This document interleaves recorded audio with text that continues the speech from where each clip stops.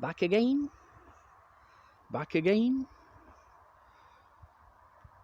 for the third attempt to find Coranus, a species of assassin bug, and at present still an unknown species of assassin bug here on Budby. As I mentioned in 2 previous videos, the species that's been recorded on here, twice by Dillis and myself and once by somebody else,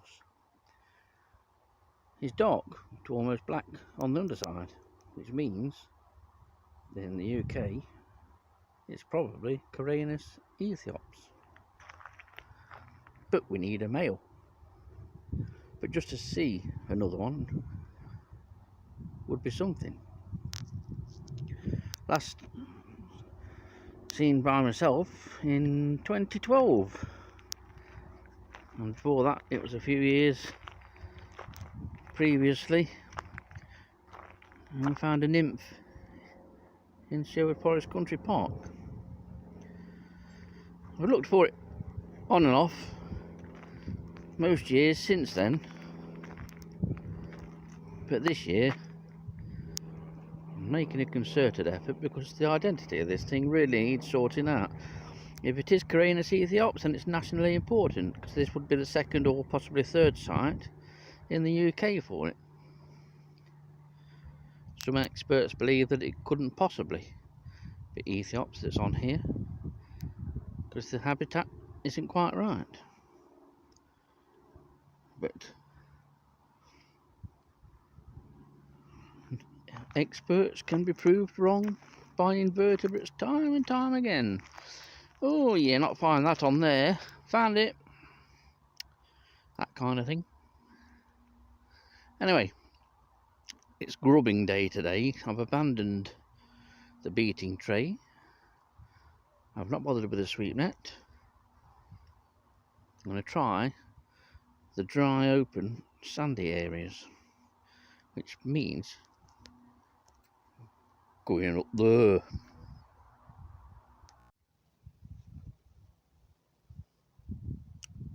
Grubbing again. You might see a lot of this in this video, so you probably need to hope that I find one of these things sooner rather than later.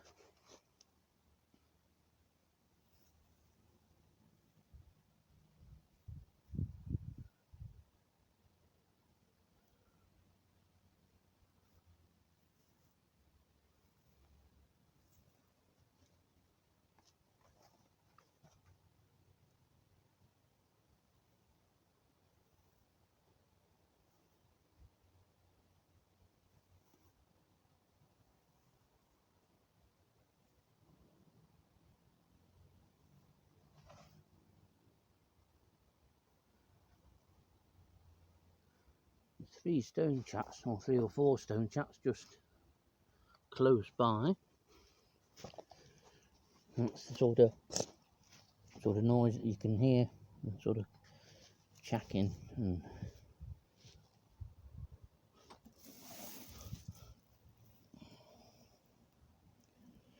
I've got a bug here, but not the right one. Field damsel bug.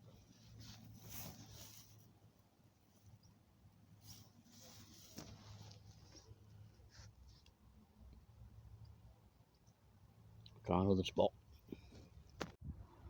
I just moved towards the middle section of Budby, and the difficulty is finding somewhere where you can sort of crawl around on your hands and knees and not have the public come over gawping saying, "Are you alright? You had a drink? What are you doing?" But I think I might have found somewhere just down here and just over onto the left, where I won't be so conspicuous, you can be left alone a bit. We shall see.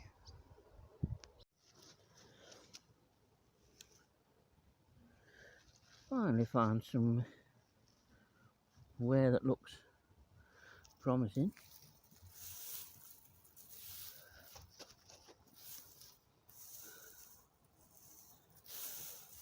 So grubbing, yeah, I did a bit of it yesterday.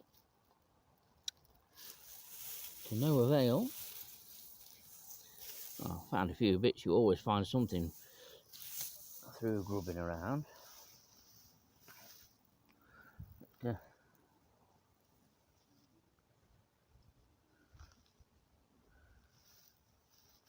not found anything that we're after at the moment.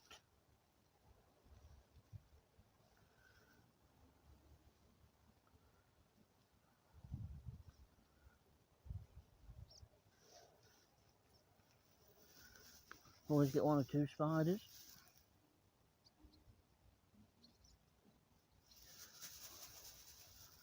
And sometimes just a little titivation.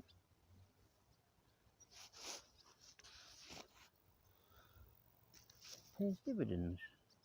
There's a bug here which I might photograph. Further along, just no joy in the area that I've just tried. Quite a nice sky though today, a lot cloudy. In fact, there's been no sun today. Not really forecasted on it, more mostly cloudy, but there's notices up saying to keep dogs on leads because of the cattle. Notices are wasted on those two that's walking back there.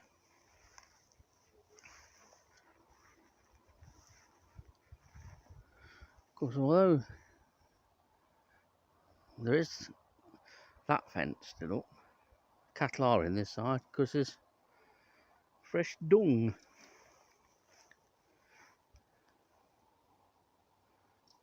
And the cattle are actually only just over there. So good luck with your dog against a ton and a half of English Longhorn, missus. Anyway, we continue our search. Now, I've shown you one of these before, but this one's allowing approach to within 3 or 4 inches. This is a nice colour form of mottled grasshopper. Said before, it's a heathland specialist,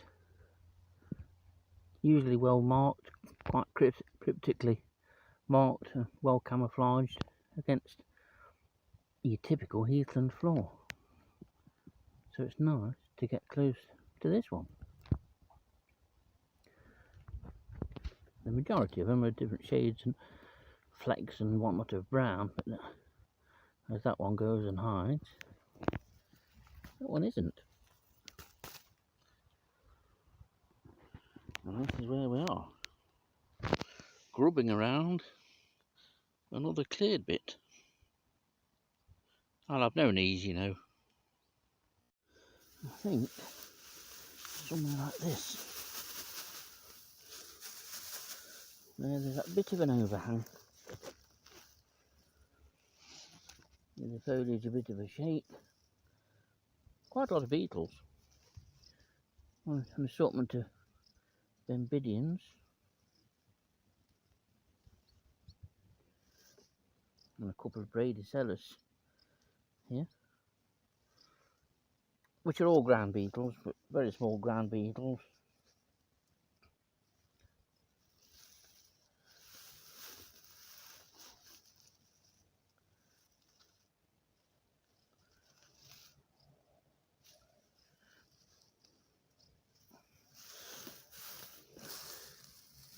When, not if, find one of these things, it'll be one of those instances where all of a sudden it's there plodding in front of me.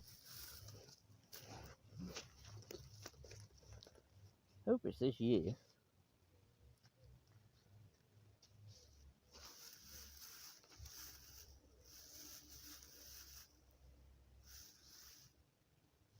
But Coranus are predatory. And they can pierce human skin. The rostrum can pierce human skin apparently. And they can also stridulate like grasshoppers, not as loud.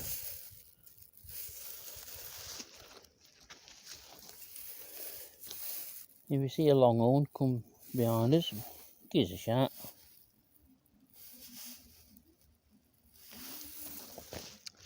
We will move on as the music starts again in the distance. Right, let me try down here.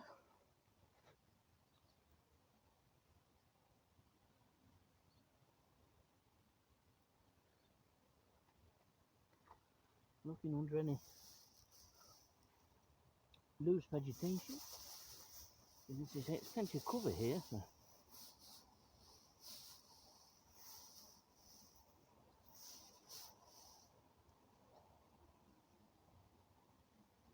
And an assortment of buds and other hemiptera.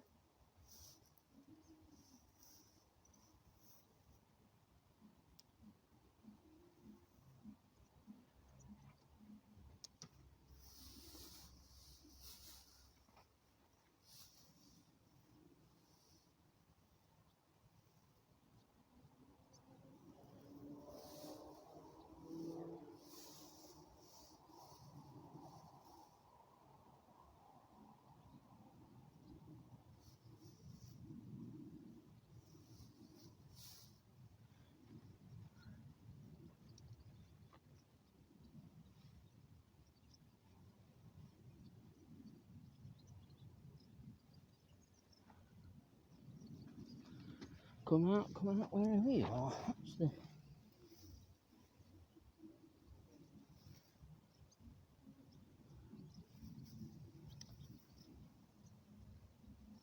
When I eventually find one and show it you, you'll say, huh, all that just for that.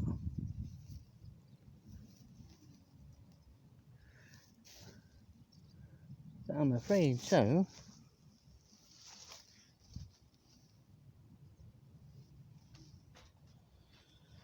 We keep checking. Probably our commonest ladybird. I haven't spoke much about the humble 7-spot ladybird. It's a nice fresh one, as most of them are at the moment. And this is Coccinella septempunctata. Septempunctata meaning 7-spotted. A large ladybird, one of our 2 common large ladybirds, the other one being the harlequin ladybird, of course. And harlequin and the 7-spot, they don't usually mix. They do mix perfectly well when they're together, when they occur together, but both occupy several of their own sort of niche in the flora. Harlequin ladybirds tend to prefer more woody trees and shrubs, and the 7-spot is probably more at home in the lower growing herbage.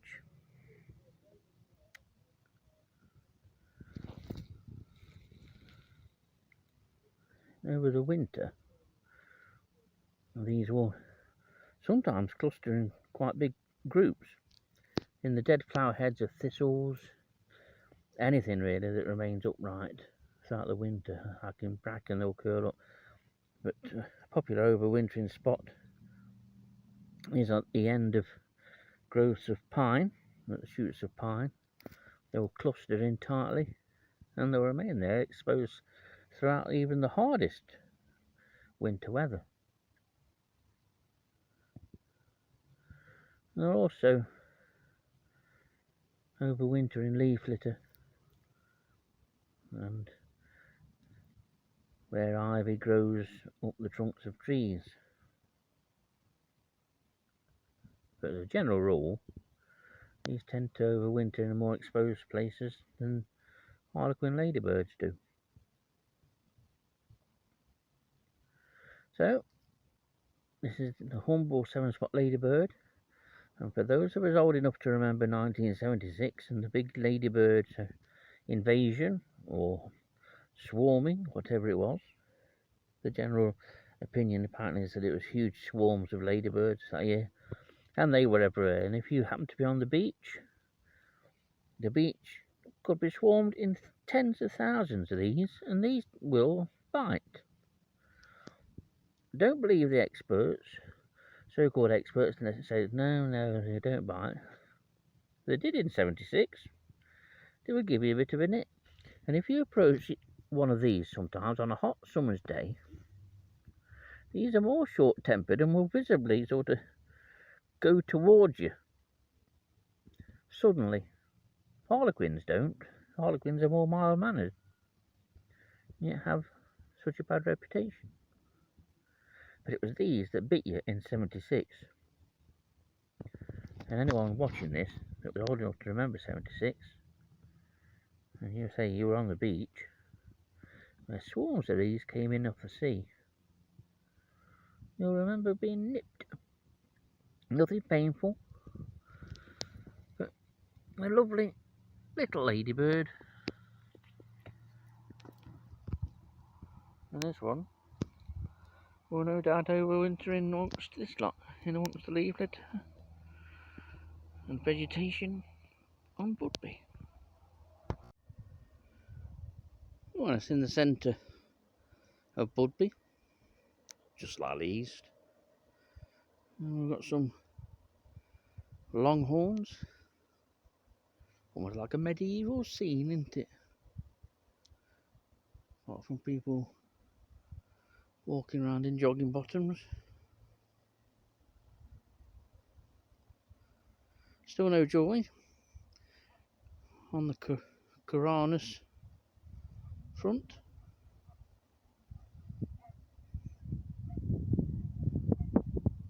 Early days yet though. Just found this, or noticed it as I was walking past actually. And this is a late instar nymph of something shown before, recent Nottinghamshire colonist. This is Eurygaster testurinaria. They almost look like some ancient Chinese warrior helmet or symbol. Or there's a lion's face on there.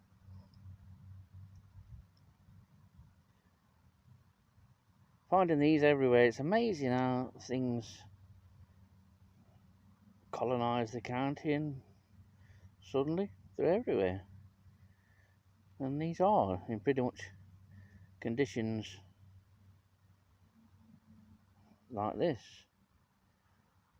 in the grassy, long grassy sites. So this is ideal, and if you swept this you would probably get several. Did find 3 in close proximity on the developing blackberries on a bramble. So this is one species that's made great strides into Nottinghamshire after steadily moving up through the county.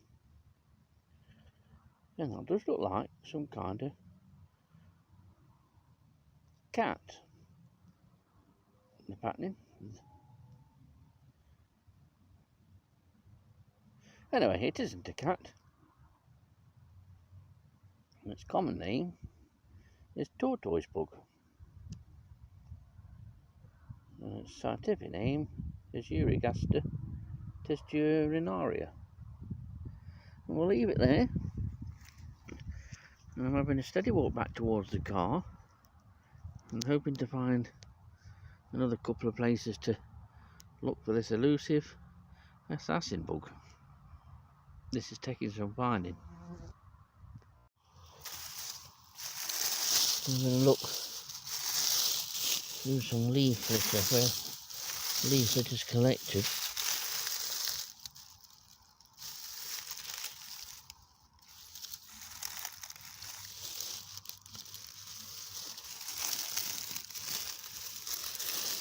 And again, it's just a case moving the leaflet to one side and looking for a bit of movement. But as of course with everything, if you lose anything, you put it back.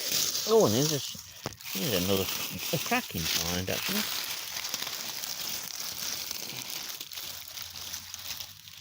And this is Coranus problematicus.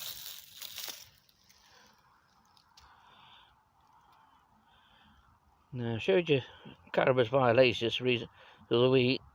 This is its close relative, and it's now trying to have a little bite at me.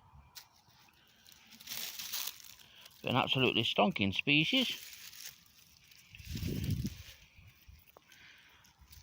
I'll let it go. As nice as it is, not what we're after.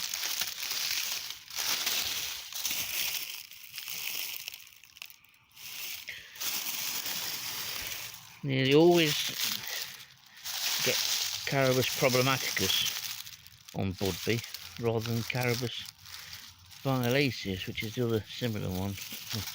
The other thing we've got here. Just tucked in there, you see it just moving around, is a bishop's mitre. Which is a grass loving shield bug.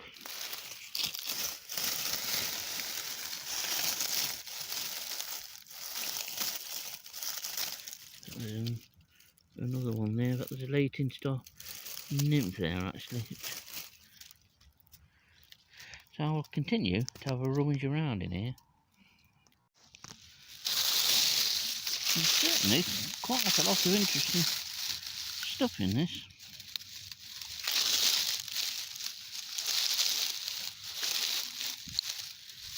I found another Coranus problematicus. This is a female that I've seen wandering around. There's an assortment of Largidae bugs.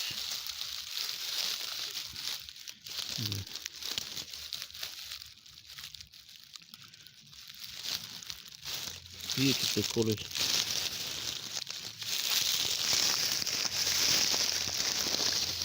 Beagle there.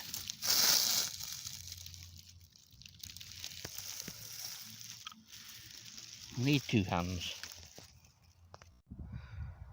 Well, with time ticking on, see what I did? Need to head, try and find one more area. I think it would be over there. Because a few years ago, in fact there's a bit that's, well, you know, either never got filled in last time, or it's just opened up again, but it doesn't look fresh.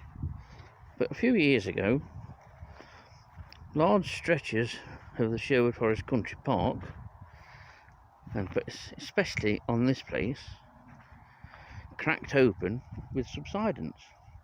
And when I say cracked open, I don't mean like on a dry pond.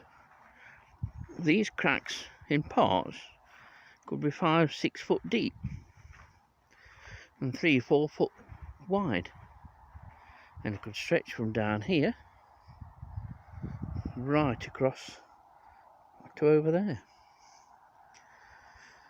And they had, once it had settled, they all went the same way. They were all sort of going from, you know, this direction in that direction, but spaced out across. In this bit here there was probably 3 or 4 cracks. This was the worst affected area of Budby. But when there were no more signs of it opening up, they eventually came along with JCBs and a bulldozer, scraped a wall and filled it in. In the process, it actually created some much needed at the time open, dry, bare ground habitat, such as this. This is here because it's a well-worn path, always has been. More grass now than it used to be honest. But, anyway, the subsidence was sorted out, I dare say, at some time, when Thorsby Pit drops again, they might have to come back. Anyway, down here I think is worth a look, and it's also the direction of the car.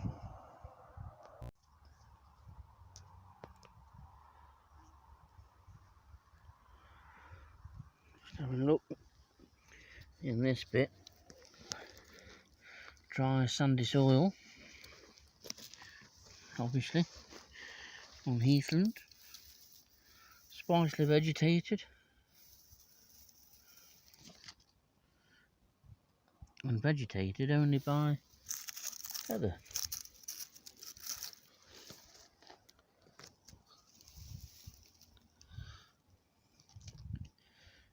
And occupied by heather beetles and Lassius niger, which is your common garden black ant, which is a bit more complex than what you may think, because it's not just one species. I think it's been split into two species, I think. One of which likes to live in deep shade, and the other in exposed sites such as this. There's probably a bit more to it than that, but someone's obviously been doing a lot of work, and someone else is going to do a bit more work. Needless to say, both are probably in Nottinghamshire.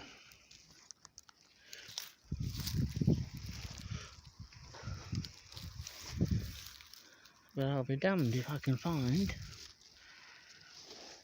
this Coranus. Why do invertebrates have to be so small?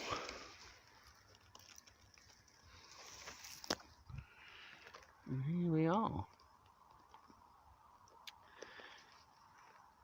A heather's eye view, if they had them.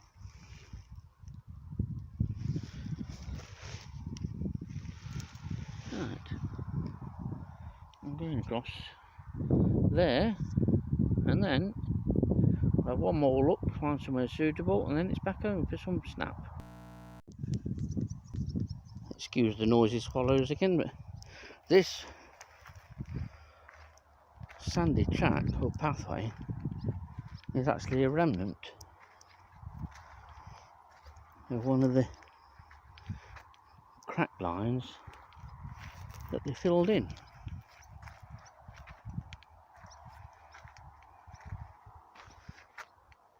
And yeah, that scraped quite a big area on this, so it's probably one of the areas that's got the best quality of heather.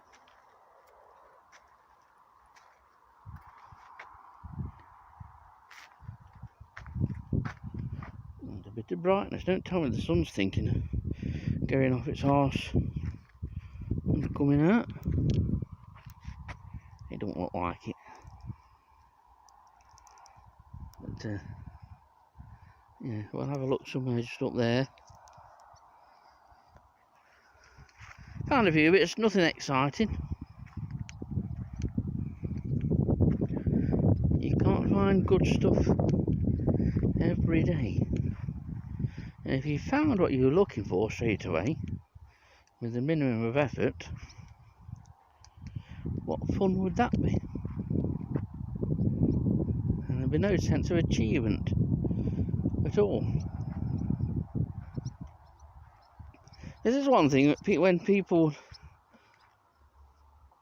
that want to buy your photographs to illustrate in some always non-for-profit magazine or whatever, or even if they'd rather not buy them anyway, to put it bluntly, and they just They just think that you can photograph something, just turn up, photograph it, job done, and you've got a nice photo of it. They have absolutely no idea at all the effort involved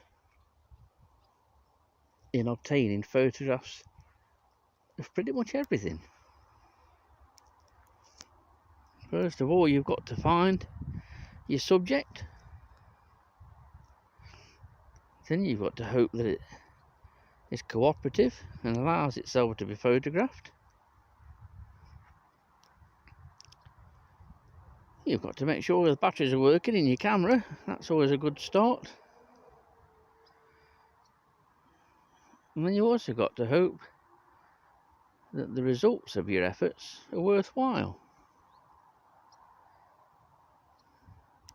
And quite often you'll get an email from someone, "I'd really like to use one of your photographs on the Eakin website, blah blah blah blah blah.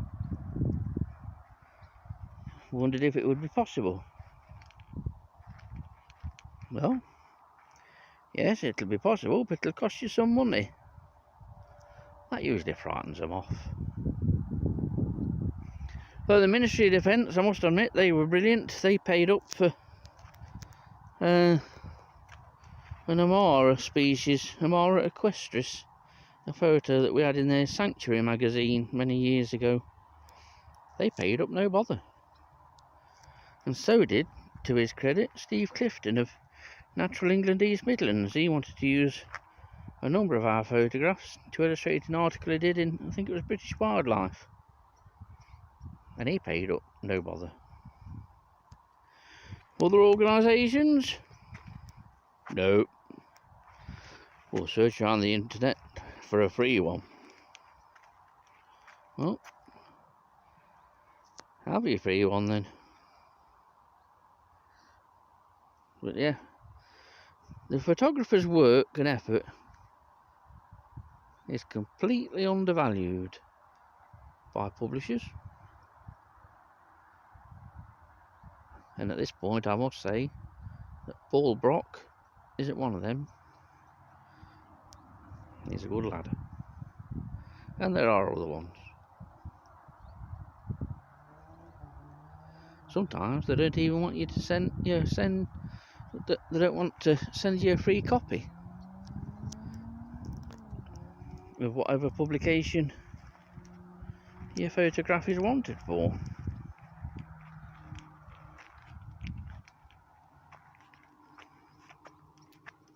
But they should do.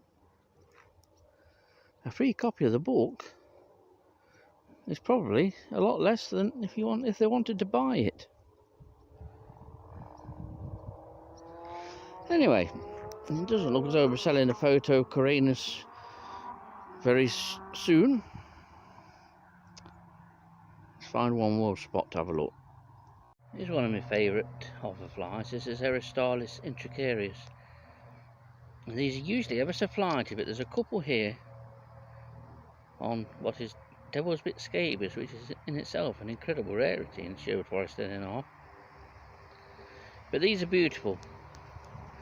And this time of year, August and September, there are, if we can grab hold of this, look, some absolute cracking Aristolis hoverflies. And these are quite variable in coloration. This one's quite subdued compared to another one that is here. And this is a male. You can tell male flies from female flies in general, because the eyes touch, or very nearly touch.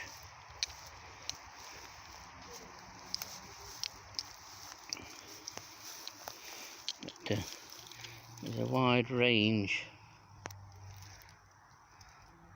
of flies. This is a really good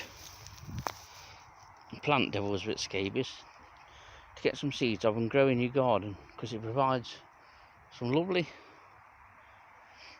late summer flowers and nectar, and hoverflies and bees love it. But this spider likes it. If we can get it to focus.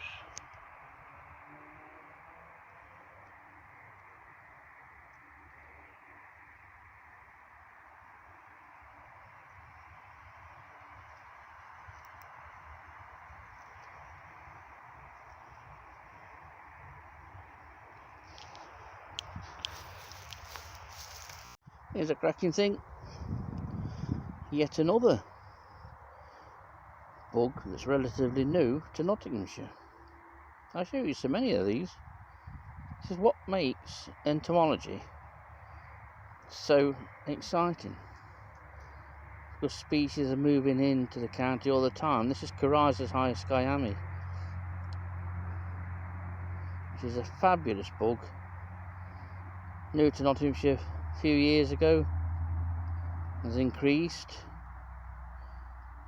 and is probably found throughout the county, to be honest, but it's still not something you find every day, although it is vastly more common than it was. And they like seed heads.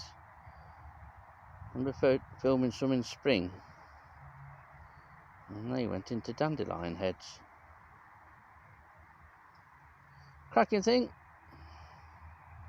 One to look out for, will turn up in your garden. And probably our most spectacular bug. Just look at that. See, another one of those species that remained confined to southern counties for decades, really. Then all of a sudden, conditions changed, climatic conditions changed, and up it came. I'm pretty glad it did. Stunning thing. So, I will get off Budby. My knees still work. So, third time. No Coranus of any description. But again, we found something to keep us occupied and for me to show you. And in case you're wondering, yes, there'll be a part 4, probably a 5, more than likely a 6. You know, it could get quite regular, this, looking for Coranus. The quest for Coranus.